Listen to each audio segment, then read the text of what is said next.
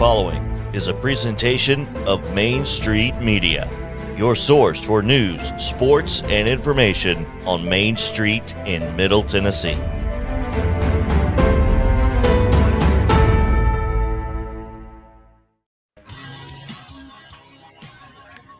What's going on? It is Main Street Sports today, presented by Mid-Tennessee Bone and Joint, and I am joined by the man, the myth, the legend himself, Mo Patton. Mo, it is Tuesday because we had some eating to do yesterday. Among other things.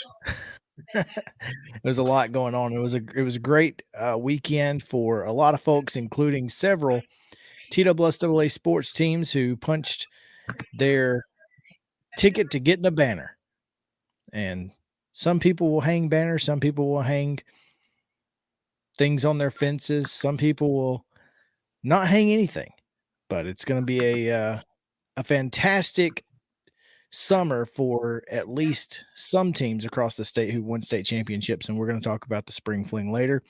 We've got a lot to get into.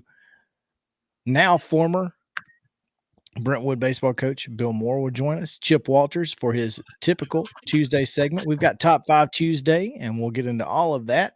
But today's top story, Mo, comes from the weekend on Sunday when the Tennessee Volunteers became the first team in SEC history to win both the men's basketball tournament and the Southeastern Conference baseball tournament in the same season. It's a little crazy. The ball is round. We're doing all right. That's Oblong, not so much. Huh? Well, it's been worse in that department before, but here we are. We have what we got. You know, I was able to get to Hoover on Sunday. My mom, kind of wanted us to come down, and obviously it was her birthday, and I wanted to come down, but Charlie was a little sick. I wasn't getting much rest, so we kind of punted going down on Saturday. Whoop. But on Sunday, we decided to go on down, and I said it was cool if we went, as long as I could go to the baseball game. And so I did. I enjoyed it. It was really cool watching Tennessee play in the Southeastern Conference Championship game, and then, of course, winning it all. Even cooler to see Muletown's very own Bill Marbett and a couple of C-State baseball players who were out there dragging the field. That was pretty neat to see. Tyler Walliver, who played at Fayetteville but now plays at Columbia State. So, yeah, pretty cool. And then, of course, capping that off with a number one overall seed in the NCAA tournament. And they'll get a chance to face off against Alabama State in the first round of the NCAA tournament. So, obviously, Knoxville, a regional site. Not a surprise there at all, huh? No, I don't think so. I don't think that them being a regional site was a surprise in the least. I don't think them being the number one national seed was a surprise in the least. So, now we get to see what they can do with it. Yeah, a lot of folks would, talk about how Tennessee's always choking in the postseason. Well, this is their opportunity. I mean, you're not going to have a better chance to win a national championship in baseball than Tennessee has this year with the caliber of athletes that they have. So, well, it's like you said, if they don't win it this year, I don't know when they win it. I mean, it's a pretty special bunch that they've put together up there, and they've got a pretty special opportunity in front of them. Now, I think I heard during the pairings announcement yesterday that the national number one has not won the College World Series since 1999. So, no better time than now. Joe Rexroad, friend of the show, asked on Twitter, would you take Tennessee or the field? And it is a legitimate question. Sure, it is. I mean, it is every year for the for the little tidbit that I just dropped. I mean, I remember when Vanderbilt was the #1 national seed back in '07, and they didn't even get Mhm. off their field. So I mean, it's it's not easy for anybody. And as that #1 seed, you've got the bullseye on your back. And I mean, it sounds cliche, but cliches are cliches for a reason. I mean, everybody's coming for you. You're going to get everybody's best shot. And I don't think Tennessee's going to have a problem getting out of Knoxville, but I didn't think Vanderbilt would have a problem getting out of Nashville in '07 either. So I mean, things happen. But in this particular case, if not Tennessee, I don't really know who. Well, I'll tell you who it won't be.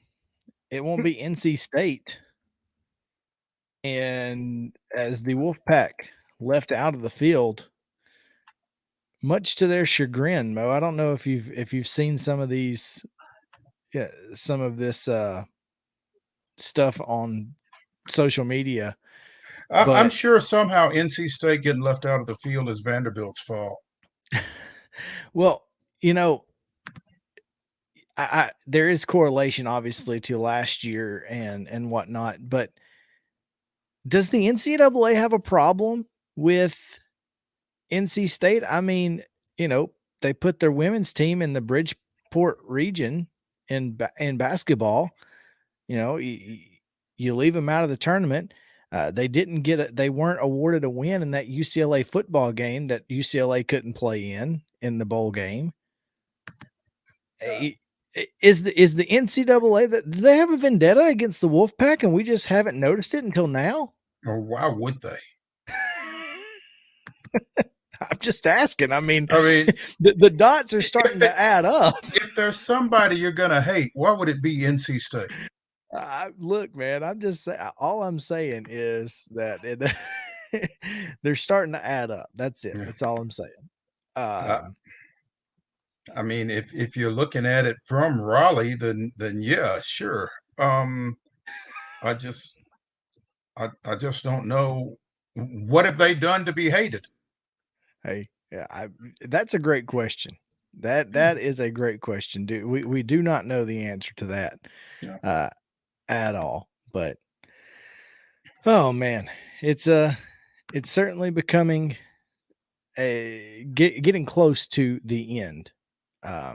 So I just think it's an unfortunate set of occurrences that have all taken place that involved NC State. Going back to the World Series last year, I just think they've had some incidents where they were kind of in the wrong place at the wrong time. I can't imagine anybody saying, let's see how we can mess over NC State. yeah, I don't Unless think so. it's a Mark Gottfried thing. Well, hey, look at there. I didn't even think about Mark Gottfried having been there for a short time. Yeah. It is. We're sorry, NC State. No, don't mean to pile on, but it is an interesting talking point. That's all I'm going to say. Again, great show lined up for you. Going to be a lot of fun as we get to Chip Walters and Bill Moore. Spring Fling coming up. We'll react to some of the things happening there. The Atlanta Braves are back to their old tricks. And Mo, I don't know if you saw the SEC spring meeting started today, and Texas A&M is already running their mouth. So guess I saw some. I'm not surprised that A&M is talking. I'm intrigued by where they're talking from, because somebody tweeted a picture of the seating chart for the football coaches meeting, and I have not seen that. Jimbo is sitting between a couple of league officials, and everybody else is kind of seated alphabetically. Yeah, so, that's hilarious. Which it seemed like to me that alphabetically would be better because it would put more space between Jimbo and Nick. But there's plenty of people between the two of them as it is. So, well, if you did it alphabetically by first name, it'd be Jimbo, Lane, then Nick. No, I think it's alphabetical by school. So they Well, are if it's at a round, opposite ends. well, of the if it's a spectrum. round table, they'd be next to each other, though. It's not. There is a diagram of the Couldn't see seating it. chart. Yeah. Oh, all right. Let's we'll talk about that more maybe today, maybe tomorrow. We'll get into plenty of discussion there, but we do need to give you some scores and schedules from the weekend and today. So let's do that real quick and give you today's rundown. Justin Kulik on the controls today. Justin, do you have rundown music? And if not, I've got you. I do not. And hello, everyone. Hello. Well, I'll tell you what, today is the Tuesday Rundown. It's brought to you by Jim Davis at growlivegive.com. Growlivegive.com, where Jim Davis, CRPC, is helping you fit all the pieces into your financial puzzle. And securities offered through IFP Securities LLC, DBA Independent Financial Partners, member FINRA, SIPC. Investment advice offered through IFP Advisors LLC, DBA Independent Financial Partners, a registered investment advisor. IFP and Grow Live Give are not affiliated.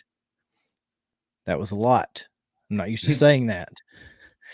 So with that said, Let's do the weekend results. What do you say? Let's do it. Do it.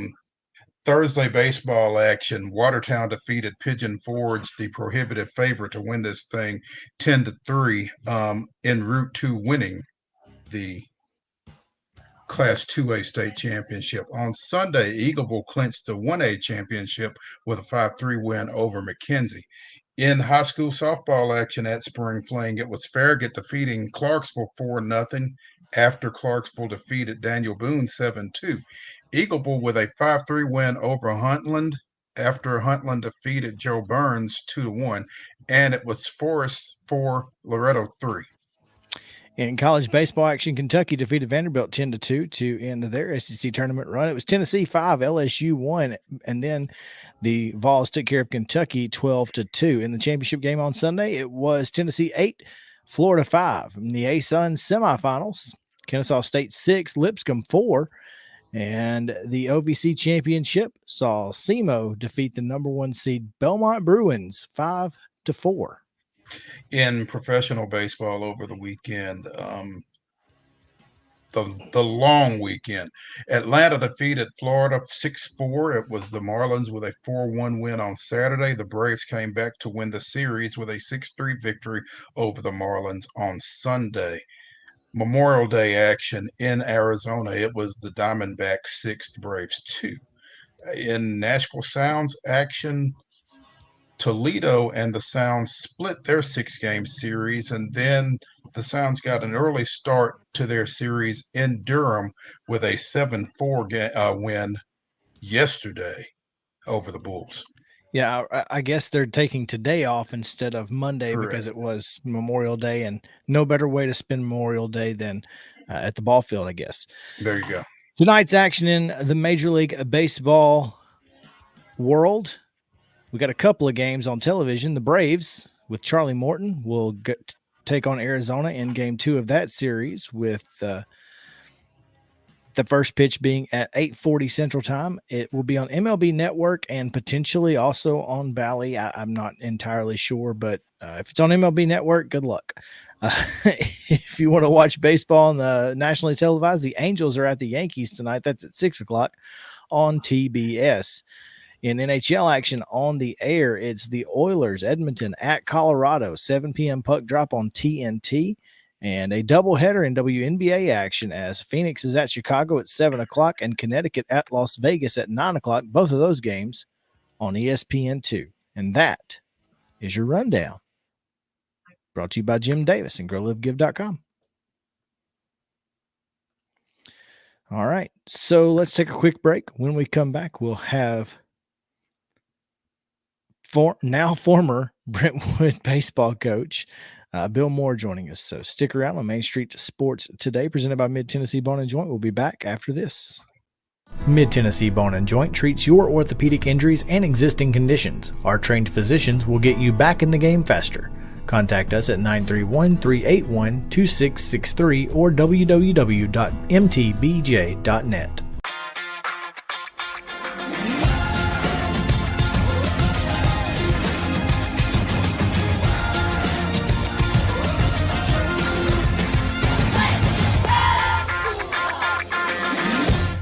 Hey folks, while we take a quick break from the show, I want to tell you about our friends over at Custom Stone Handlers in downtown Columbia. Ed Rich and his team at Custom Stone Handlers believe in leadership. And outside of the military, our greatest leader building platform is sports. Custom Stone Handlers proudly encourages young people to get in the game. You can contact them today at 931-490-4990 or visit CustomStonehandlers.com. Jones & Lang Sporting Goods here in Columbia has been outfitting teams, officials, and anybody else from T-ball to college for 50-plus years. Be sure and check them out at 931-388-8060 or online at jonesandlang.com. Jones & Lang Sporting Goods, the look of a winner. Zion Christian Academy, ZionEagles.org or 931-388-5731. You can schedule your appointment. Go tour their campus. It is beautiful over there, and you're definitely going to want to see it. Again, it's ZionEagles.org. Give them a call, 931-388-5731, and schedule your tour today. Are you an enthusiastic sports fan? Want to have fun and get in on the action? Heck yes, that'd be awesome. Have great attention to detail? Want to stay active? Definitely. Want to give back to the student athletes in your community? Obviously, yes. Then you'd make an excellent high school sports official. We need more officials in Tennessee, because with no high school officials, there are no high school sports. Sign up today at highschoolofficials.com. Mid-Tennessee Bone & Joint has been the official sports medicine provider for Maury County Schools for more than 40 years. We specialize in orthopedic injuries, and our Ortho Quick walk-in service lets you bypass the ER. Visit us online at www.mtbj.net. Welcome back into Main Street Sports today, presented by Mid-Tennessee Bone & Joint. Mo got some... I guess it was at least a little shocking news while we were sitting at lunch during rain delays across Spring Fling on Thursday. And I was trying to search to see if I could find a Twitter handle for Bill Moore. And what I found was an interview that you did with him in 2014 for MoPattonSports.com. And yeah, so that was interesting to say the least. Well, I'm glad you found that, because I did not. So it has stood the test of time. It's housed on YouTube and still exists. So there you go. Oh, the video interview. Yeah. I remember that. Yeah. So there you go. But after 9 seasons and a couple of state championship games, including a state championship, Brentwood baseball coach Bill Moore has resigned his position, and he joins us now to talk a little bit more about that. Coach, welcome in. Thanks for taking some time with us today.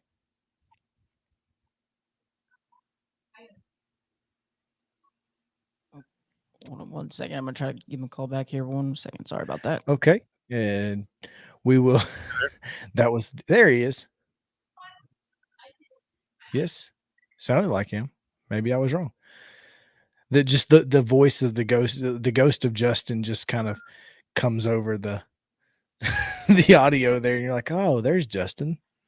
But again, yeah, it was at least a little shocking, wasn't it, Mo? I didn't expect it. Hello? Bill, can you hear us? A little bit. There he is. Oh, Bill Moore, former Brentwood High School baseball coach, now joining us on Main Street Sports today. Bill, appreciate you taking some time with us and fighting through our technical difficulties. But as Chris was saying, while you were on or off the air, I'm not sure which, a little surprised by the news that we got Thursday regarding your resignation. What can you kind of walk us through what brought you to this point?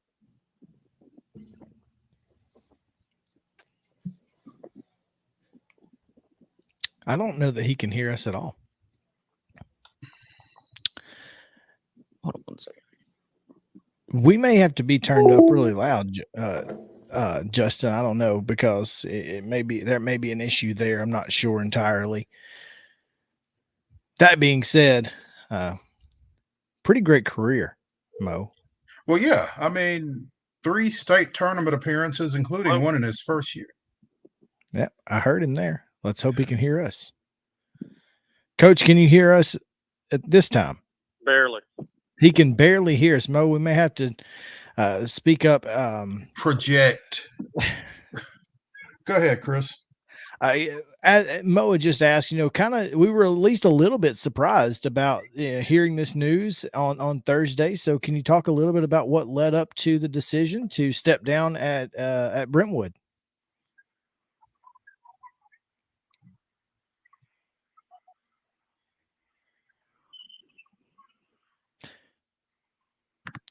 All right, let's we will not take a page out of the Arkansas Christian football team that doesn't punt. We're going to punt this. We'll try to get Coach Moore back on either later this week or potentially later this show. But at this point, I think it's, let's just talk about spring fling, and because that weather was so rough, Mo. I mean, it took a lot of flexibility on the part of a lot of folks. It took a lot of flexibility. It took a lot of mental toughness. I mean, you talk about adversity. I mean, the rain came a little bit after 7 on Wednesday night, and I was at softball pretty much throughout and interrupted games there. Teams came back to play at 10 o'clock, didn't get on the field for a couple of hours. If they did get on the field at all, they didn't really stay out there. Came back again at like 7 o'clock Thursday night to finish up those games that had been suspended from Wednesday. And then the schedule picked back up on Friday morning, which meant Saturday games for most all of the Division I teams that advanced through the bracket. So, I mean, suddenly that thing got really long and really frustrating with the stops and starts and that kind of thing, and just kind of fighting through it. But it was different for sure. I can't remember the last time that spring fling has been interrupted for such a long period of time by weather. I mean, you've had to stop games and then maybe come back later that day or something like that. But to basically lose an entire day was different for sure. And I think it was very similar with baseball. I think track was able to some kind of way get through it. Tennis, you had the indoor option, and they went to pro sets with a lot of that, which isn't great. A lot of folks upset about that. Understandably. I mean, it's a state championship, and it's kind of like in wrestling tournaments when you drop into the losers bracket, they go to a 1-2-2 timing for the 3 periods instead of 2-2-2, and it makes a difference. I mean, that extra minute, a lot can happen.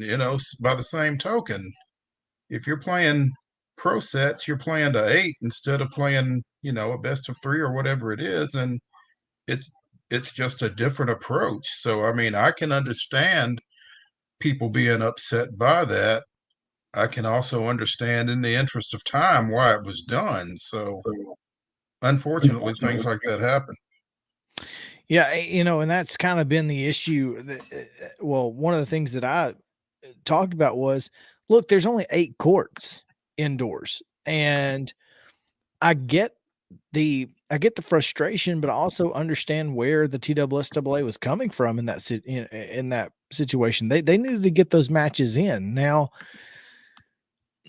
that being said, it's a potential that some folks got a little farther than maybe they would have in a best of 3, but let's just say in the situation that a team that we were covering, you and I at Main Street, Murray, the doubles tournament ended up being the same exact finals as it was last year. So I'm not sure how much it certainly didn't affect, most likely did not affect our situation, but it very well could have affected someone's. Sure. And I mean, I'm just saying, I mean, I get the frustration but if you played it out as it was set to be played, heck, they might still be playing. I don't know.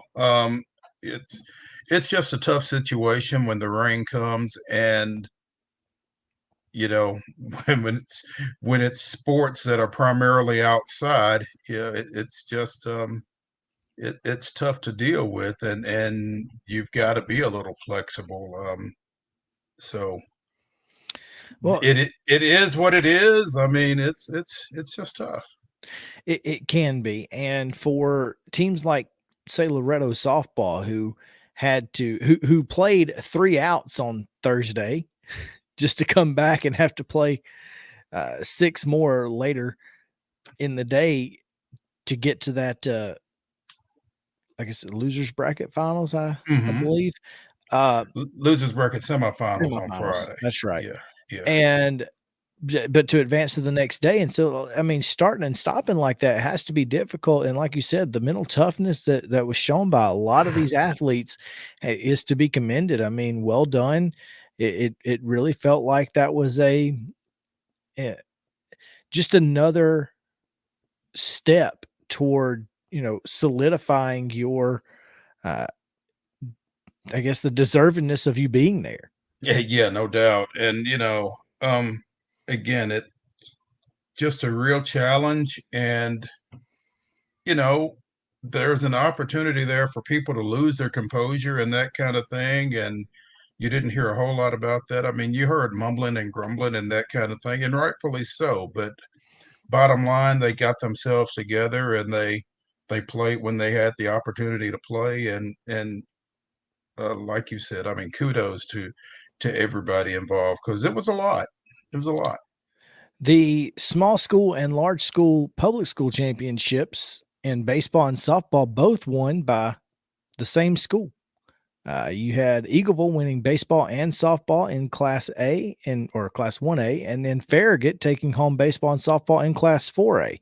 Now, not a big surprise that Farragut won a baseball championship. Certainly not a surprise that Eagleville won this particular state championship after losing just 2 games throughout the season. I called the Eagleville softball. I said they were my favorite from the get-go, and I think. Well, of course you did. Well, the only reason I said that is because, I mean, after watching them last year, they had 2 great pitchers, and most people only have 1. And in a tournament like this, where you have a situation where weather can be a factor, 2 pitchers are better than 1. and so they were my favorite. And then Farragut softball just repeating. So it's great job by those 2 schools to take home both Diamond championships. Oh, absolutely. And shout out to Mount Pleasant native Brandon Bassham, the coach of the Eagleville boys, the Eagleville baseball team. Great season for that bunch, and great accomplishment for him and them. So there's a picture somewhere on Twitter of the 2 Eagleville state championship trophies in a prominent place in that Rutherford County town, and they refer to them as the twins. So it's pretty cool. That is awesome. And then in 2A, little shock as Loretto ousted Summertown, and then Alcoa, first trip to Murfreesboro, and they're taking home a trophy. So yeah, Alcoa knocked off Forest in the finals after Loretto came back after that win over Summertown, and led Forest twice before ultimately falling 4-3 on Saturday morning. So Loretto winds up 3rd after going 0-2 last year in their first trip to the state softball tournament. So that program is one that bears watching, and that rivalry with Summertown certainly bears watching. Cross county rivals, District 10 2A rivals, and with the makeup of both those teams, wouldn't be a bit surprised to see them both right back in Murfreesboro again next year. Yeah, not at all. Wouldn't be a surprise. Again, a lot of great stories you can find full coverage of Spring Fling on MainStreetPreps.com. You can also find plenty of coverage from Southern Middle Tennessee teams on MainStreetMurray.com. Just a fantastic weekend for a lot of young folks, and glad that they were able to get that done and We should probably finished. we should probably mention Columbia Academy winning their third state championship in as many state tournaments, going back to back in Division 2A over the past 2 years, and winning Class A in 19 pre-COVID. So 3 in a row for that bunch. Yeah, fantastic job, and you're definitely going to want to pick up a paper tomorrow if you are a Columbia Academy Lady Bulldog fan. Plenty of coverage there. Again, if you're in Southern Middle Tennessee, the best place to get coverage, you can pick up Main Street Murray. The newspaper is available to you across rack locations, and you can find those rack locations at mainstreetmurray.com. And again, if you are looking for coverage from across the mid-state, mainstreetpreps.com has you fully covered. As always. I want to take a quick break here, Mo, and talk a little bit about what's going on at the spring meetings in the Southeastern Conference. They're saying the pods are out, but to me it kind of sounds like the pods are in. So I'm really confused. So let's talk about it on the other side of a break. Main Street Sports Today, presented by Mid-Tennessee Bone & Joint. We'll return after this. A game without a crowd is just a scrimmage. A performance without an audience is just a rehearsal. Without your presence, high school sports and the performing arts aren't possible. Ensure that these essential extracurricular activities continue to enrich the lives of students in Tennessee. Purchase a ticket to your local high school's game or performance. This message presented by the TSSAA.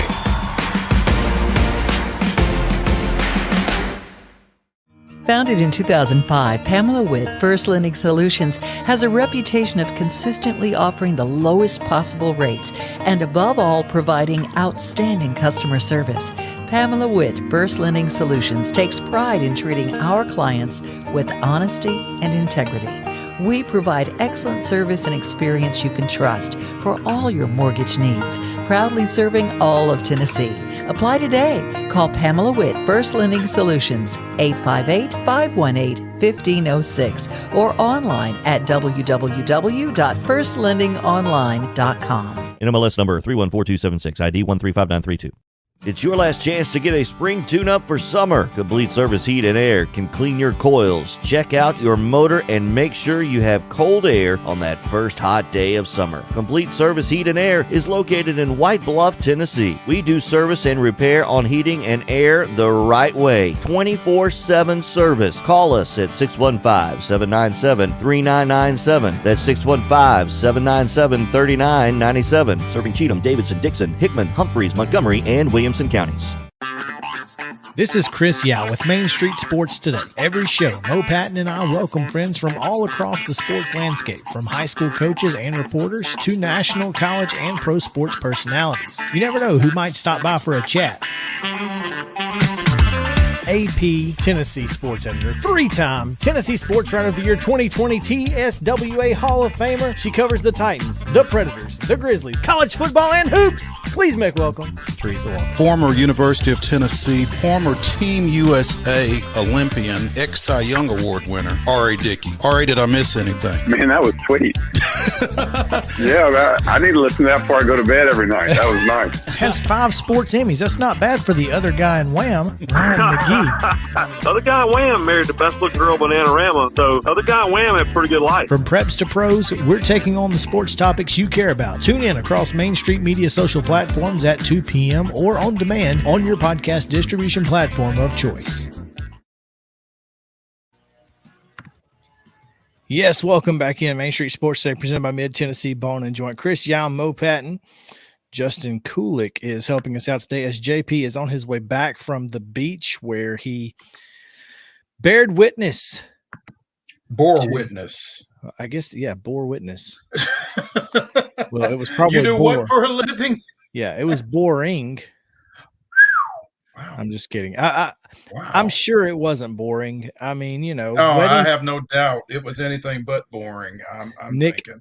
Nick Campbell, former Columbia Central, now Giles County boys basketball coach, tied the knot down in Destin. So congrats to him and safe travels to the producer. Are we going to congratulate her? You No, don't know her name. Condolences. Oh, well, to the former Courtney Kimbrough. Yes. Hey, she accepted. She knew. She just thinks she knows. It's all good. No, congrats to them and congratulations. It's pretty cool. It must be nice to be able to get married on the beach. Oh wait, I did that. I only had one person there though, and it wasn't. So there JP. you go. It wasn't JP. Oh man. Well, Mo, the news out of the spring coaches meetings for football and Southeastern Conference is there is a concern that pods will not be necessary, will not work, right? Except there is a tweet out there that says pods are not an option. Well, the option that they're going with, or at least the working theory, is 9 conference games with 3 permanent opponents and 6 that rotate. That sounds a lot like That sounds like a pod. So I don't know. I don't think that word means what you think it means. Clearly there's been miscommunication somewhere. No, really? They're all at a table right now and they still can't figure it out. This is the problem. These are pods, y'all. I mean, I don't care what you call them, but that's the concept of a pod. So you're separating into 4 team units. That sounds an awful lot like a pod. Now Tennessee's that they're talking about is Vanderbilt, Kentucky, and Alabama. I thought it was Vanderbilt, Kentucky, and Florida. That's not what I saw. But everybody is putting out their own thing. Well, and I guess since you're not going to have pods anyway, then who knows? Right? The positive that comes out of this, though, is the 9th conference game. I think that's it's necessary. Why? 8 conference games in a 16-team league doesn't make sense. Okay. All right. And if I do like the idea, though, if they don't, I think they said if they don't go to the 9th conference game, they'll have a semifinals and a conference championship. Oh, good Lord. With the top 4 teams advancing to a 4-team SEC playoff. Now, I can tell you this, if that happens, it will be the most money Greg Sankey had ever thought about having. I mean, can you imagine? Thanksgiving weekend is no longer rivalry weekend, but the best 4 teams in the Southeastern Conference. Now, is that neutral field doubleheader? Put it in Nashville and see what happens. Seriously. Well, Put it in Nashville and see what happens. As long as we're talking about more money than Greg Sankey ever thought about making, then yeah, gotta be. Could you? I can't. No, I can't fathom. I cannot fathom the idea of having a 4-team SEC playoff to get a champion. That just. So you're gonna play a semifinal, and then you're gonna play the finals in Atlanta, and then you're gonna send 2 of those teams onto the national semifinals. I mean, do you? Why don't we just play the semifinals and just be done with it? Because if we're going to send 2 anyway, why do we need a finals? I mean, that's the real question here. That's a fair question. That's a fair question. I mean, I'm really curious to see what comes out of this, because I know there's a lot of different ideas that are being, put forth, and I'm really curious to see how they decide to play this thing, and at what point will we know the final verdict? I mean, are they going to vote at this meeting and be done? I can't imagine them coming to a decision on something that's what. Well, when do we expect Texas and Oklahoma? Is it next year? This is the thing. Texas and Oklahoma aren't even there. Well, but Are they? I wouldn't think. Because if I wouldn't think they're there, but I don't know that they get a say either. Taxation without representation or something another, That's right? tyranny. Yeah, yeah. we can't be having this. So I mean, there's a lot that goes into that. I mean, are they going to make a decision without Texas and Oklahoma? I'm sure they can get them on the telephone, right? Well, I don't know if you can wait on Texas and Oklahoma to join the league to make the decision either. I think you got to get them on the telephone, if nothing else, and just say, "Hey, guys, what do y'all think about this?" If you had a vote, which way would you vote? Yeah, right. I'm looking at Matt Jones at KY Sports Radio from earlier today. The chatter now is an SEC football scheduling system where each team has 3 permanent rivals they play every year and rotate all the other teams. Had a UK source tell me the most likely scenario today is Florida, Vandy, and Tennessee for Kentucky. So that's not a pod. That's just Kentucky's 3 permanent rivals in this scheduling system, which does not involve pods, would be Florida, Vandy, and Kentucky. Florida, Vanderbilt, and Tennessee, excuse me. Where everyone has 3 permanent. But it's not a pod. But it's not a pod. It's just permanent opponents. Yeah. I mean, they're going to play them every year, but it's not a pod. Not a pod. Don't call it a pod. Don't call it a comeback. Exactly. I've been here for years. Yeah. In the long and short of this, I was the way that I was thinking this would happen, and I guess they're going to go to the top 4 model and no divisions. I mean, you can't have just 3 permanent opponents and then and then have a division champion, right? I mean, you may not play everybody in what would be your division if that were the case. And I don't know. I hesitate to speculate at anything at this point. Just wake me up when it's all done, and we'll take a look at it. Sure. Because there's so much being thrown out there that it's getting a little nutty, even for the SEC. Well, what kind of show would we be if we didn't speculate, though, Mo? Well, I mean, that they literally are just giving us stuff to talk about. They're like, what's the point if we're not going to speculate at it? Yeah. Firebomb has requested that we throw out the weirdest things that we can possibly throw out, because he's in charge of all this anyway. So we'll just piggyback off of his ideas and just talk about them, huh? The weirdest thing would be what? Oklahoma, Florida, Kentucky, and I mean, let's just make the pods as far flung as possible. That way everybody has to travel.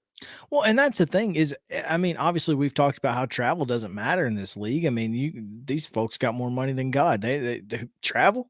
Who cares? I mean, we're chartering planes no matter where we go. I mean, there is that. I mean, it's not like you're talking about. You're not talking about the Gulf South Conference, Yeah, I mean, you're not talking about bus trips or anything like that. So in reality, geography doesn't matter. So that's why I said in the beginning, pull them out of a hat. That way nobody can be mad.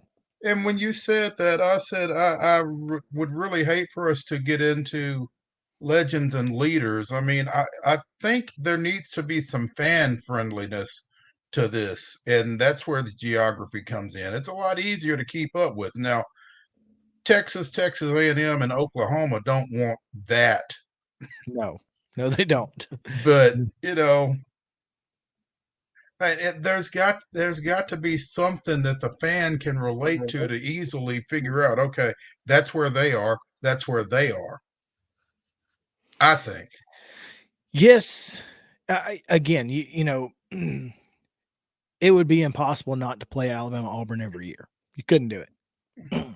It would have to get played every single year. There's no way around that, right? I mean, and that's the thing. That's kind of where the split sits from a geographic standpoint.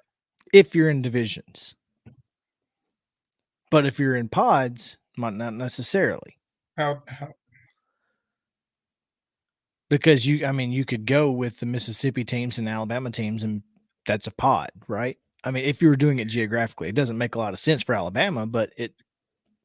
Okay, let's start there. I don't know how close we are to a break, but if you went with the Alabama teams and the Mississippi teams in a pod, then that puts LSU with those guys on the western side. I think you'd go south, which again breaks up Florida, Georgia. Right. And can you do that? I don't think you can. Right. And so again, once you've established Alabama and Mississippi, those four teams, then I think you almost have to go LSU, A&M, Texas, Oklahoma. Then you have to go Florida, Georgia, South Carolina, and Kentucky. Is that right? You could conceivably take LSU out of that and put LSU, Arkansas, Missouri, and maybe a random team. Maybe that's how you get to that. That's how you get the randomness. I don't know. Well, I mean, how are you going to put Alabama and Mississippi together for geography and then do something else random? I'm just saying. My point is that you can't not play Alabama Auburn. I get you that. You can't not play Florida, Georgia. You can't not play Texas, Oklahoma. You got to figure it out. And I guess the pods do that. Well, really, maybe you just you can. I don't think you cannot play Vanderbilt, Tennessee. Sure, absolutely. I mean that's another one. I think there's a lot that you have to take into consideration. Maybe they start with one rivalry. Maybe they say you get one, and from there, don't come at us anymore. You get what you get after the one. Mm-hmm. You know what I mean? Like that may be what they have to. Well, I mean, and the there thing are two is, teams on the West. That's the problem. As non-competitive as it's been here over the last little bit, I mean, who wants to be the ones to say, Tennessee, Alabama is no more? It's not going to go over real well with folks our age. Yeah. So it's a great question. I don't know that you can answer it. I mean, that is the biggest issue, because even if it is Kentucky, Tennessee, Vanderbilt, and Alabama, is that what we said? Missouri? I don't know. I mean, no. But then here's the problem: is the East Coast is then Kentucky, Florida, Georgia, and Auburn. Where are you going with South Carolina? I mean, I'm sorry, South Carolina and Florida, Georgia, and Auburn. Mm-hmm. I mean, I don't think you split Alabama and Auburn. I mean, I think your point about Alabama and Mississippi makes sense, unless you're Mississippi State or Ole Miss. Or LSU. I mean, does Brian Kelly want to be in that situation? Probably. Who cares not. what Brian Kelly wants? Yeah, I don't care. Not at all. I don't either. Anyway, all right, let's take a. We've got all week to talk about this. Dude, we've got 3 months to talk about this, because we're going to. I promise you, we're going to be talking about this for a long time. But we're going to take a quick break. No halftime today. We will be back with the second half after a quick word, and we will talk about the Atlanta Braves. So stick around. Main Street Sports Today, presented by Mid-Tennessee Bone and Joints. Back after this. My name's Kathy, and here I am about a year after I got seriously hurt in a tractor-trailer wreck. All I can say is thank goodness for my mom, because she called attorney Bart Durham, and that was one of the greatest gifts she ever gave me. Bart sure knows tractor-trailer cases. I guess that's why Bart Durham gets millions of dollars for his clients every year. You let us take your case, and we'll take over all the work. I'm Blair Durham. My dad and I want to put our experience to work for you. Give us a call at 242-9000. When you're thinking about golf, consider Riverside Golf Links. Under new ownership, the course has improved dramatically. It's now 27 holes, complemented by a 9-hole executive course. Book a tee time now at 615-847-5074 and get ready to enjoy the beauty of golf in the Old Hickory area at Riverside Golf Links. Mid-Tennessee Bone and Joint treats your orthopedic injuries and existing conditions. Our trained physicians will get you back in the game faster. Contact us at 931-381-2663 or www.mtbj.net.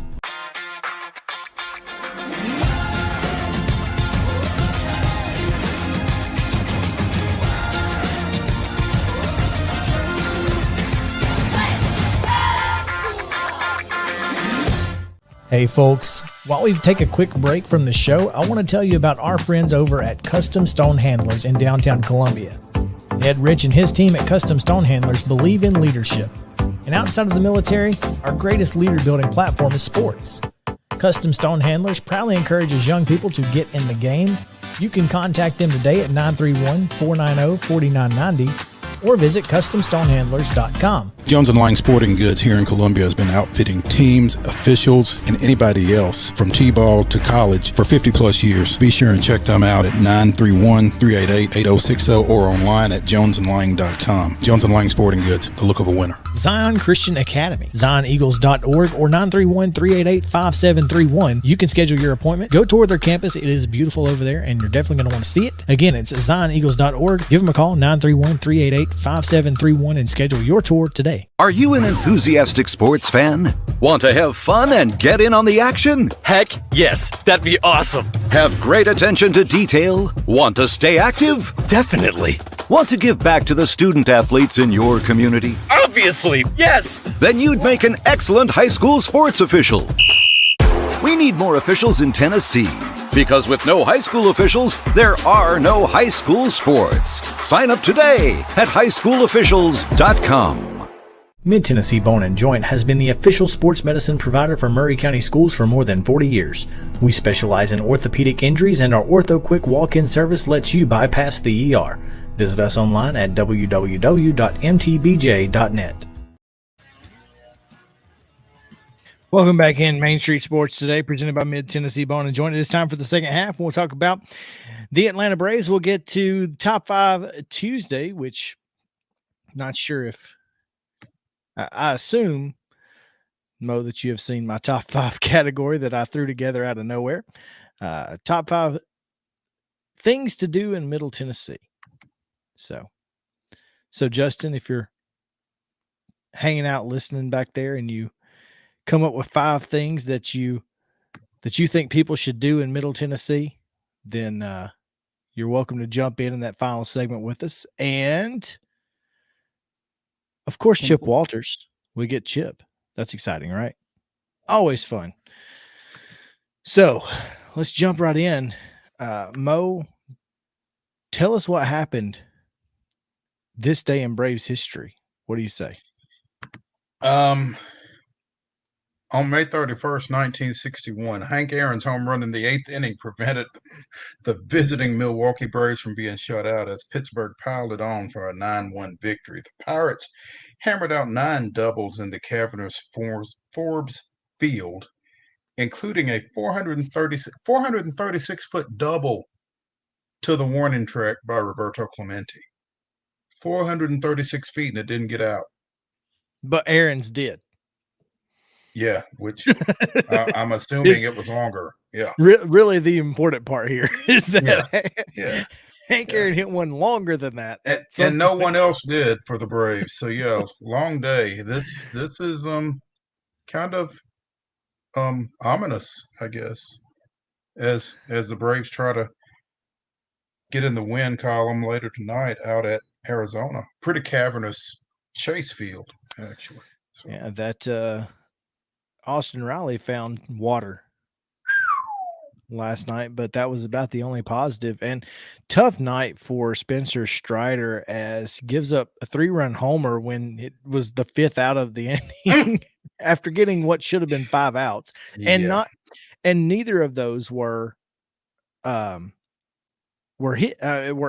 I mean, they were just unfortunate circumstances. I mean, the ball, the little dribbler down the third baseline that Strider and Riley couldn't really get right on. That was just one of those things. And then I don't know what Ozuna did.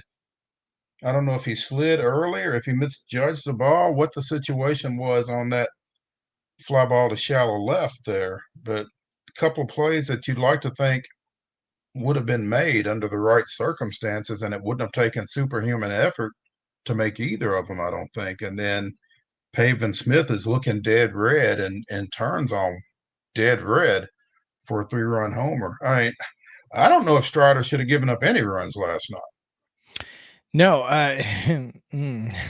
6 runs given up, and none of them were at least entirely his fault, except for the home run. But but he should have been out of that inning. That should have at least been in the second inning, not the first. At best. Yeah.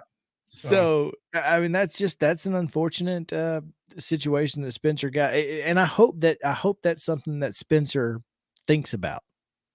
You know what I mean? I hope it's something Brian Snitker thinks about. Because he threw well. He did. I thought he pitched really well for nearly 5 full complete innings. So you got to feel good about that, and probably would have been even probably would have gotten through 5 innings, Mo, had there not been some issues in in the field. So it is unfortunate. And you quote tweeted something earlier today about Matt Olson that I was going to say back to you. You had tweeted something that said that seems good, and I was, and my response was going to be, yeah, except none of it happens with runners in scoring position. And then a Twitter thread kind of broke down what we've seen out of Matt Olson, and that's really good with nobody on base, really bad if there are. Specifically with runners on second and third, he and Austin Riley are 0 on the season with runners on second and third. And that's not good. Well, that's, when he was hitting in the 2 spot, that wasn't necessarily good, but now that he's in the 5 spot, it's worse. So, and I think they're trying to create RBI situations for him by moving him further down in the order, especially since his speed doesn't really indicate number 2 hitter. So it's very frustrating to watch this team right now, just for the standpoint that, again, as we've said for so long, there seems to be more talent here than their success is indicating. Yeah, there's no question there. That's been the issue for this team over the last couple of years. There's just been a lot of talent that couldn't quite put it all together, and this lineup should be hitting the ball a lot better than it does, and a lot more consistently.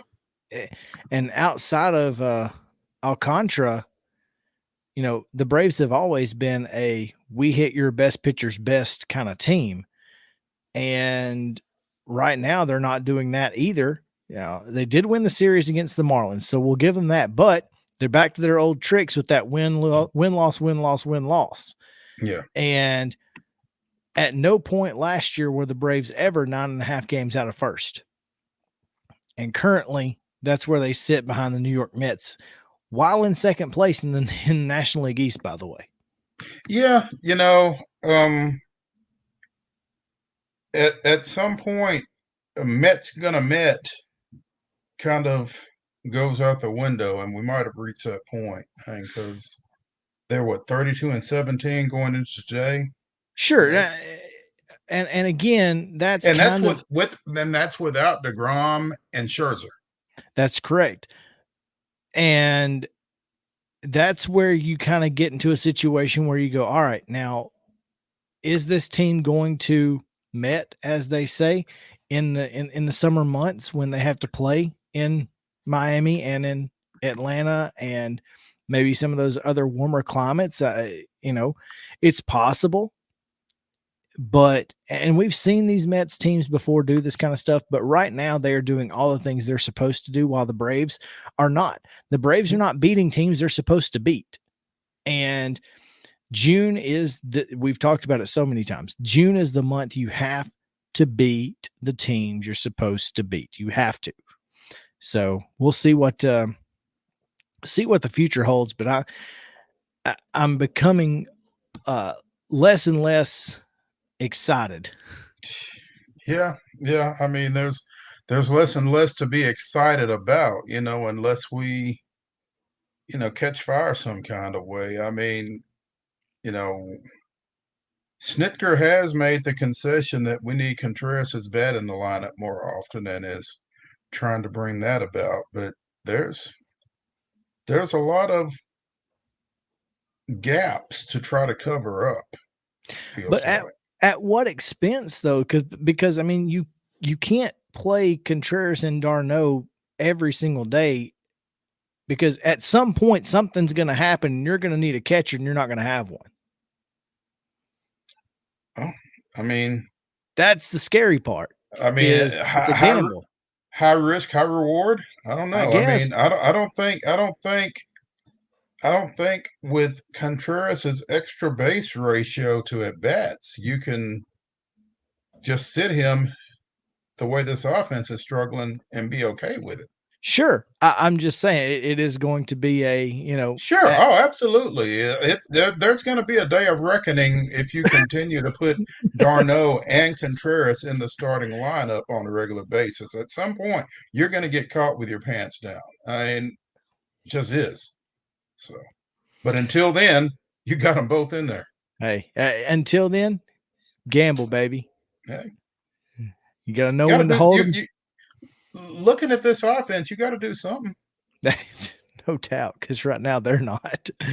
Oh man! All right, let's take a break. We'll continue talking about the Braves as we always do each and every day. So we'll get back to them tomorrow as they continue their series tonight. Charlie Morton on the bump, taking on the Diamondbacks again. It's on MLB Network. Hopefully, it'll also be on Bally. I don't know that it will. I don't know that it won't. So we'll see. But we do have Chip Walters coming up, so that's exciting. We'll talk some Middle Tennessee State athletics and talk a little bit about how the week went for him, having to deal with weather and the like. So I'm sure it was an eventful week for Chip out in Murfreesboro during spring fling as well. So we'll get to all of that and more after this on Main Street Sports Today, presented by Mid-Tennessee Bone and Joint. Y'all stick around. Mid-Tennessee Bone and Joint treats your orthopedic injuries and existing conditions. Our trained physicians will get you back in the game faster. Contact us at 931-381-2663 or www.mtbj.net.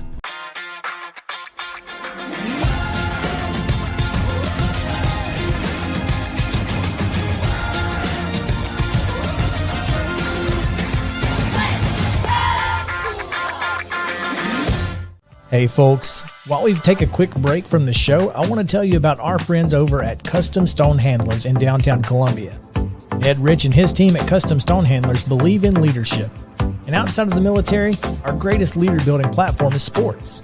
Custom Stone Handlers proudly encourages young people to get in the game. You can contact them today at 931-490-4990 or visit CustomStonehandlers.com. Jones & Lang Sporting Goods here in Columbia has been outfitting teams, officials, and anybody else from T-ball to college for 50-plus years. Be sure and check them out at 931-388-8060 or online at jonesandlang.com. Jones & Lang Sporting Goods, the look of a winner. Zion Christian Academy, zioneagles.org or 931-388-5731. You can schedule your appointment. Go tour their campus. It is beautiful over there, and you're definitely going to want to see it. Again, it's zioneagles.org. Give them a call, 931-388-5731, and schedule your tour today. Are you an enthusiastic sports fan? Want to have fun and get in on the action? Heck yes, that'd be awesome. Have great attention to detail? Want to stay active? Definitely. Want to give back to the student athletes in your community? Obviously, yes. Then you'd make an excellent high school sports official. We need more officials in Tennessee, because with no high school officials, there are no high school sports. Sign up today at highschoolofficials.com. Mid-Tennessee Bone & Joint has been the official sports medicine provider for Murray County Schools for more than 40 years. We specialize in orthopedic injuries, and our Ortho Quick walk-in service lets you bypass the ER. Visit us online at www.mtbj.net. Welcome back into Main Street Sports Today, presented by Mid-Tennessee Bone & Joint. Chris Yamo, Patton, Justin Kulik pushing the buttons today as we await the return of Jonathan Paul, JP Plant. It's going to be a short week, Mo. We only have 4 shows this week, but there's never a shortage of topics.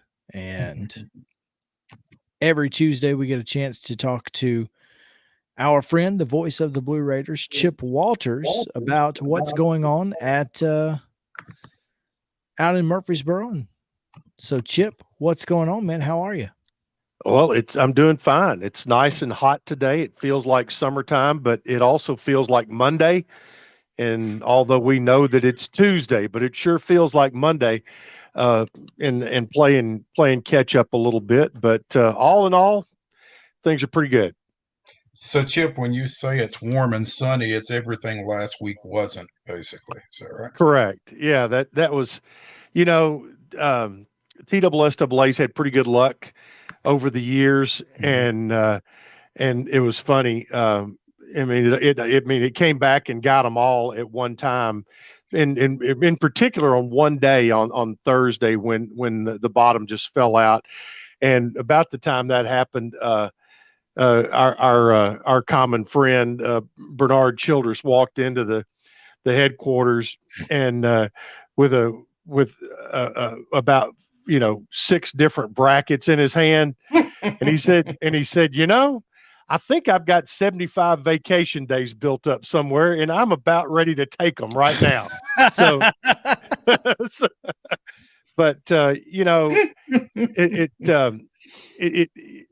For that whole event, when you're at 15 venues, and it ended up being 16 venues once they added Ensworth High School in there on Friday, but with that number of venues, over 4,000 student athletes, and to have the amount of rain we had, not necessarily the amount of water, but the amount of time that it was raining at the exact wrong times, to get that thing 99% over with on Saturday, just one day late, was pretty miraculous.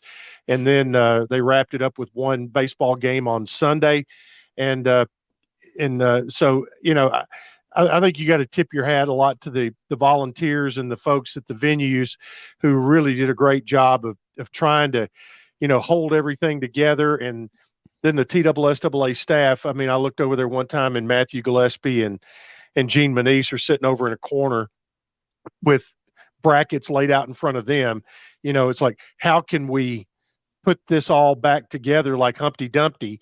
And knowing that they had already told teams, unless it's just to finish up a suspended game, we're not going to ask you to play 3 games in a day.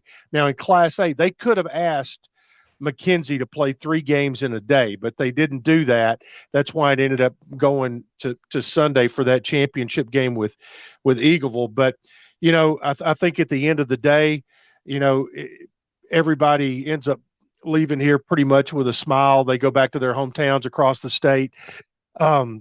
and even with the rain, probably had a pretty good experience. You know, it was easy to kind of be miserable at the time, but now, hindsight's always 2020, and it kind of gives us a little perspective and gives us an opportunity to look back at spring fling and really just again kind of it's a very, there's no other state in the country that does it like this, and it's a pretty amazing thing to pull off.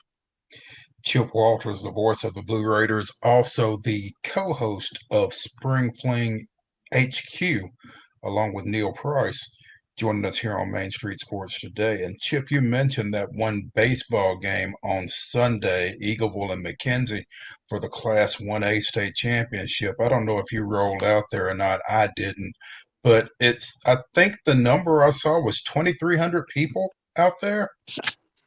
Which I think if you go check the combined populations of Eagleville and McKenzie, that would be 2,300. But no, I think everybody was there. And what's amazing, and you think about Eagleville. I mean, Eagleville High School's been around a pretty good while, and they've never won a team championship in anything. And within a span of 24 hours, they win 2. They win a softball and a baseball championship. I had Clay Snellgrove and I on Saturday. We had the 2A championship game, and same scenario. You had Pigeon Forge, who'd been in the finals a year ago, and you had Watertown, who'd made one appearance, and that was in the state tournament. That was last year, and got beat on 2 walk-offs in 2021. But in the 110-year history of Watertown High School, never won a state championship in a team sport, and they come out and they win it, knock off Pigeon Forge. Pretty amazing. That might have been the biggest surprise of the week, in my opinion. Obviously, Pigeon Forge coming in the odds-on favorite in Class 2A, but Watertown kind of ran roughshod through that bracket from the start, obviously knocking off Loretto in the first round and just kind of kept going. And it was really a fun weekend to watch because there were a lot of unusual upsets, like Alcoa, like we mentioned earlier, winning the state softball championship in their first trip, and that sort of thing. Didn't they also win a track championship with a boys championship with a bunch of Alcoa football players? I believe they did win the boys Class AA championship, with Pearl Cone finishing second over there on Tuesday, the first day of track. So yeah, they got some talent over there. Yes, they do.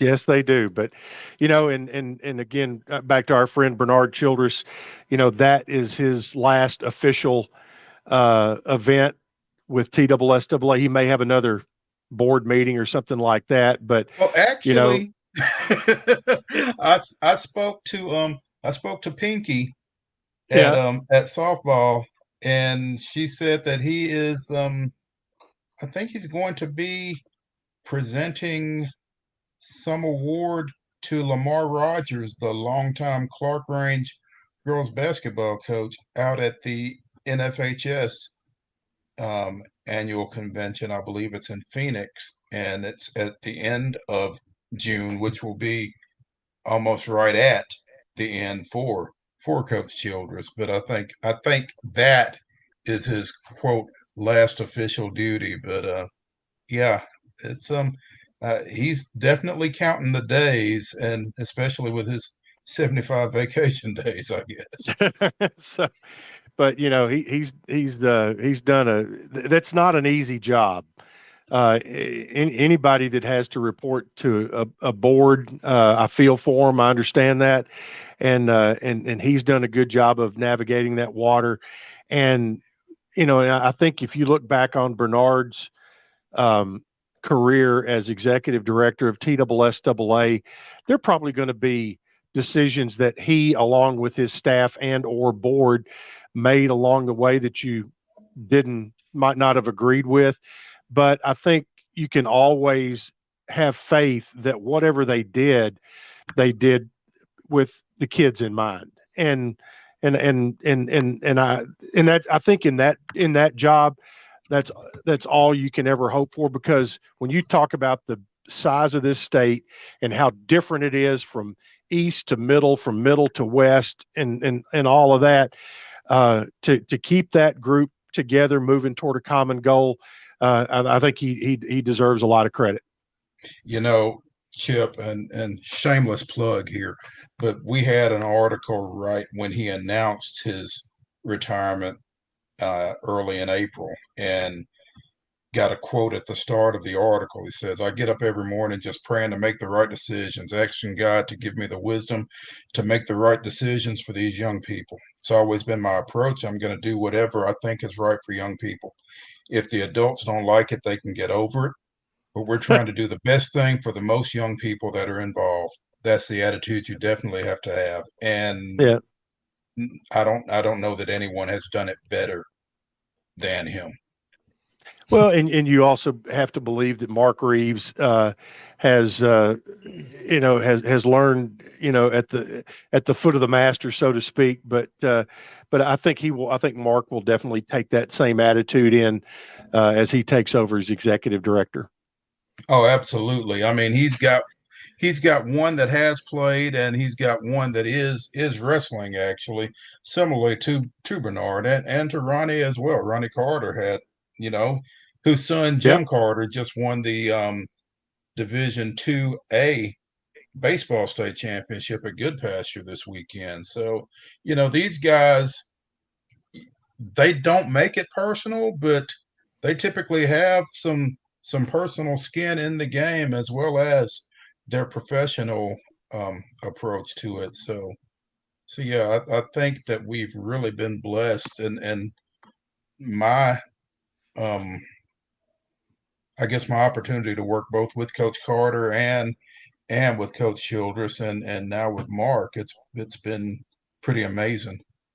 Yep, it's a great time. They presided over great times for high school athletes, and a great expansion of high school athletics across the state. So that's exciting. Chip Walters, the voice of the Blue Raiders here on Main Street Sports Today. Chip, big weekend coming up for the Blue Raiders in Middle Tennessee State as the celebration of life of Dean Hayes set for this weekend.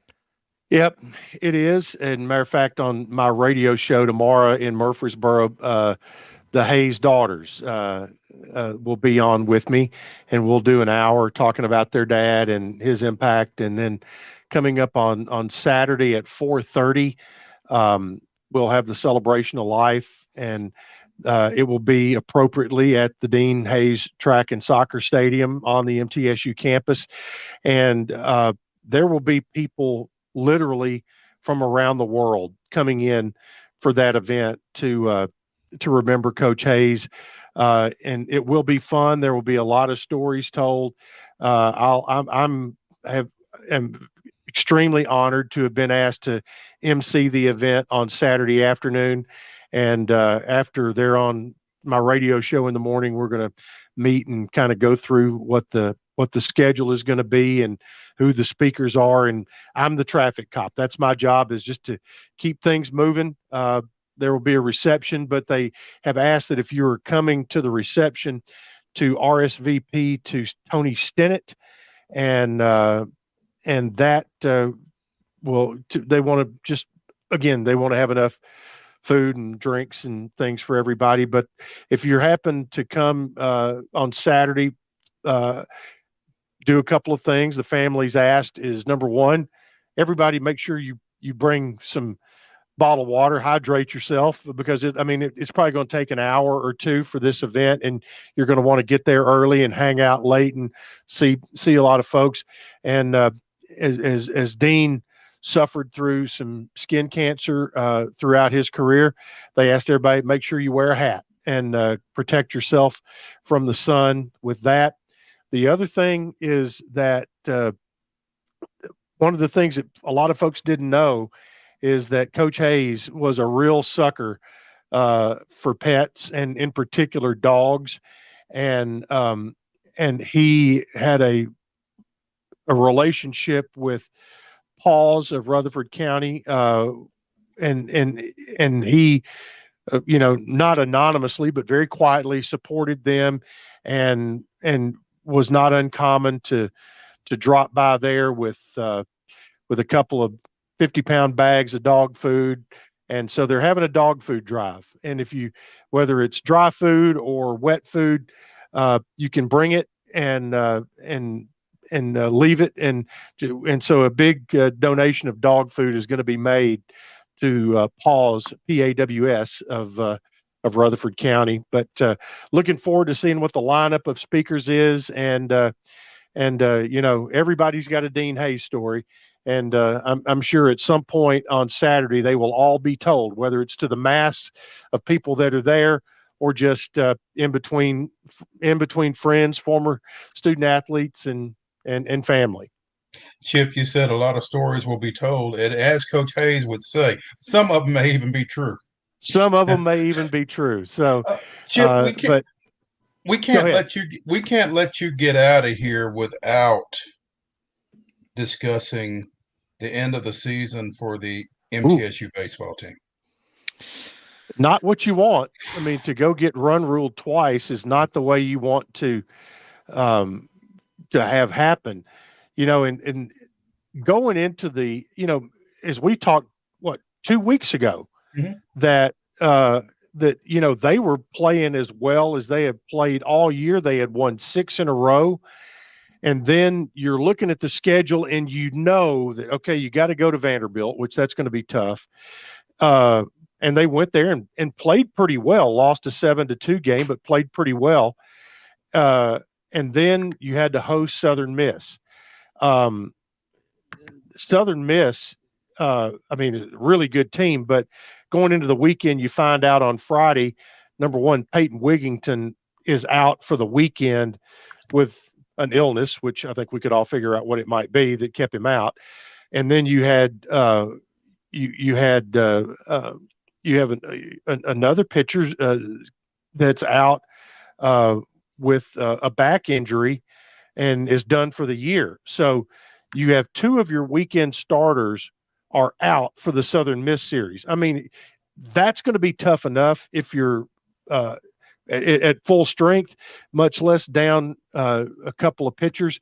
Well, end up getting swept at home, which Southern Miss swept a lot of folks at home. And then you go to the tournament and try to piece it together. And, you've gone from having the most momentum you've had all year to absolute zero momentum going into the tournament. And in the first inning, you're down 4-0 in the first game, and it ends up being a run rule game against Old Dominion. And then you have to come back and play Charlotte, who had an 11-run inning in that game. And you had no pieces, in pitching that could get anything done. And at the same time, your bats went away. So, it was you could not draw up, a finish that was more uncomfortable than the way it ended up. But here's a team that ended up winning. They were 29-21 and then lost 6 in a row. 7 in a row. No, 6 in a row.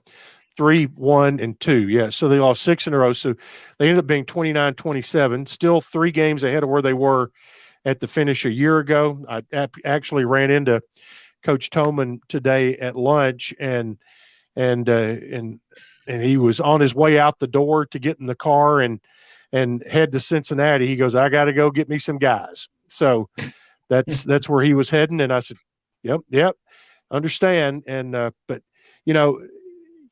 this team, unfortunately, will be remembered by the way it finished instead of by the way that it played its best when it won 7 straight series in a row throughout the middle part of the conference season. But I mean, as a famous coach once said, you are what you are.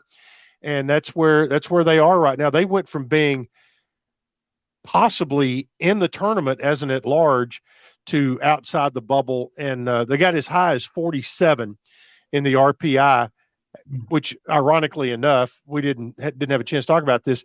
They were 48th going into the Vanderbilt game, lose 7-2. Next morning, they're 47. And then after the Southern Miss series, actually, they'd only dropped to like 52 or 53.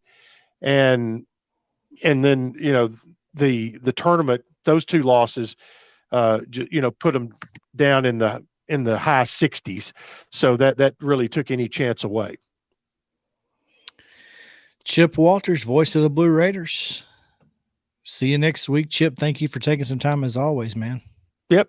Well, make a note. Let's talk a little next week, a little men's basketball with some additions to the coaching staff, and also football players will be back on campus this Sunday, this coming Sunday.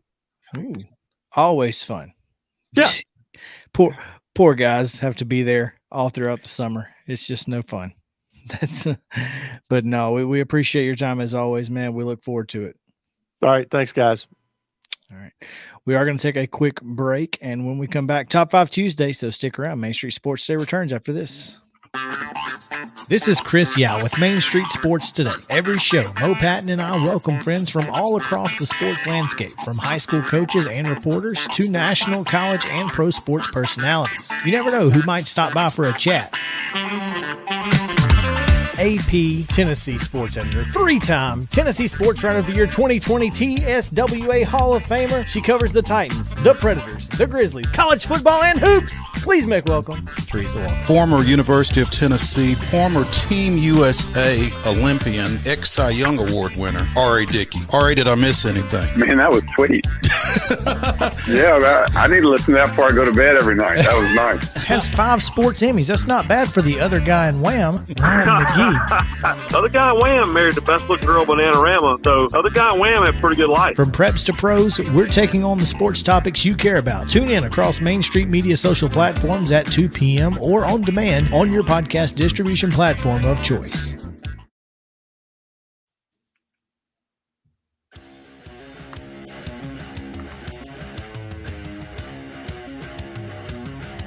Oh, yeah. Welcome back in to Main Street Sports Today, presented by Mid-Tennessee Bone & Joint. It is Top 5 Tuesday, brought to you by our friends at Mid-South 5 Fitness with 2 great locations, one in Columbia, the other in Franklin. Dallas Steele and the gang doing a great job taking care of you. So Mid-South 5 Fitness, check them out, steelathletes.com, STEEL athletes.com, or at Steel Athletes on Instagram. And tell them the fellas down at Main Street sent you his way. Mo, I went with the top 5 of things to do during the summer, but there are plenty of other things that you could do. You could certainly add some other time frames to this, but I just went with summer because obviously summer's coming up and folks are looking for things to do with maybe with the kiddos or whatever. So that's where my top 5 went. Justin, did you come up with anything to do in Middle Tennessee that folks should know about? Specifically, I was thinking, just because I'm so close to Nashville, being in Lebanon, go to a Titans game or Preds game. Yeah, that's a good one. That's a good one. Well, I'll tell you what, Mo, my number 5, we'll start at the bottom here. I am going to go with indoor go-karting. It's air conditioned, and let me tell you, it is a blast. I went last year, right? I guess they had just reopened after the pandemic, and it was a blast. I had a lot of fun doing it, so I highly recommend the indoor go-karting in Nashville. How fast did they go? They go about 35, which when you're, I mean, as quickly as you're trying to turn, you can't really get up to 35 because obviously there's a lot of turns, but it was fun. I enjoyed it. There is a common theme around my top 5 things to do in Tennessee, and that's that. Well, I've done one of them, I guess, but most of them I've not done. Huh? That's a good idea. Yeah. Well, it wasn't necessarily by choice. But anyway, my number 5 would probably be Top Golf, and I wasn't necessarily thinking about kids because I don't have them. So, Sure. but yeah, Top Golf would probably be something to do, a little entertaining. All right, so here's the thing. Mhm. Tuesdays before noon, it's like super cheap. So we might just have to take a Main Street Sports Today trip to Top I Golf don't know, Tuesday man. before noon. I don't We'll- know. My golf swing is probably best left unseen. Really. No, trust me. The cool thing about Top Golf is it doesn't matter. You get 100 swings a day. At least 5 of them are going to go straight, and that's all that matters. Yeah, there we go. Yeah, Trust me, last words. I'm But okay. terrible, so I feel you. Yeah. Justin, have you been to Top Golf? Yes, I have. I do Big like fun? it. Yeah, it's really fun. It's really fun. You can do all the courses in America or just anywhere in the world. Download one, and it's like you're playing the course. Pretty cool. I've not tried that part of it, so I may have to think on that one. If you can get enough people together, it makes it pretty what's the word? Okay in price, Yeah. The more people you get, the easier it is to deal with that hourly price. There's no question there. Take six folks with you, and you'll be all right. Right, exactly. My number 4, Mo, I've not been here, but I feel like, and you can help me out. Justin may can help me out too. I know you've been here your whole life, but Nashville Shores. It just seems like it would be a fun time. It is. I love Nashville Shores. Have you ever been? You never been? I've never been, so I kind of want to go. Oh, I love it. It's fun. It's a lot of people seem to enjoy it. I've not been. Mo's like, I'm not going over there with all them people. You kidding me? I'm not a real people person, really. I know that comes as a surprise to a bunch of folks, but anyway, my number 4 is the Country Music Hall of Fame. You were talking about air conditioning and inside and that kind of thing, and that would be, something that if you were looking for something to do along those lines, if you're coming to Nashville, then you probably have some interest in country music. So there you go. I think the National Black Music Museum is really cool too. I really want to. I want to go. I want to go over there. I have not seen it yet, and I'm avoiding it because the best time to go will be during the winter months when nobody is on Broadway annoying me. So I will be waiting for the winter. But when that happens, when winter comes around, I will make my trip down there. Number 3 for me is the Hermitage and the Polk Home. I think, no better way to learn about our country's history and a lot of things that, you don't realize that, we're the home to 3 different presidents and 2 of them right here in Middle Tennessee. So the Polk Home is really nice and unique. And of course, the Hermitage, the fact that they don't just have a big block of cheese, though, annoys me. They should just have a block of cheese for everyone to take a slice of. That's all I'm saying. Mm-hmm. They don't my number 3, and one, I overlooked your things to do in Middle Tennessee, so I had to make a quick edit. But I have been to this one, and we were just there a little bit ago. The Tennessee Sports Hall of Fame. Oh yeah. If you like sports at all, and you like Tennessee at all, it's a must. So it is. Brad does a great job over there, and hopefully we'll see him again soon. Yeah. For me, the number 2 thing is take a trip to go see some of the stops on the Tennessee Whiskey Trail. Go to Jack Daniels, go to George Dickel, go to Pritchard's. Don't go to 10 South. Unless you're going to go to 31 South on your way. That's about the only reason to go. But seriously, there are a lot of great distilleries and wineries too. I mean, if Arrington, just there are a ton of great wineries. Of course, Amber Falls right here in Murray County to visit. So if you're if you're into that sort of thing, I think that would be a great way to spend a weekend, is hitting up some of those whiskey trail spots and wineries across the state. So one of those in particular, and again, I've not been, but Jack Daniels. And when I tell people who visit here that I'm a native and I've never been there, they look at me like, what's wrong with you? Well, I don't know. I just haven't taken the time to do it. But that would be something cool to do, I think. And go to Miss Mary Bobo's and grab a bite to eat. So yeah, Jack Daniels, Lynchburg. It's not easy to get to. That's the reason you've not been. That's part of the reason I've not been. Yeah, but it's like that billboard on the interstate that says there are trips and then there are pilgrimages. That's definitely a pilgrimage. Jack Daniels is a pilgrimage. Yes, yeah. So, but I do know how to get there now, because I had to go to a football game down in Moore County a couple of years ago. So yeah. Once you're in Moore County, you know how to get to Jack Daniels. Yeah, because that's all there is. Basically, it's the high school and the distillery. Yeah. They've got a Subway, though. And that gas station that you turn at. Mm-hmm. Yep. That's it. That's it.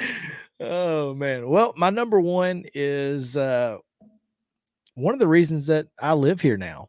It's coming up in just a couple of weeks, June 9th through the 12th, and that is CMA Fest.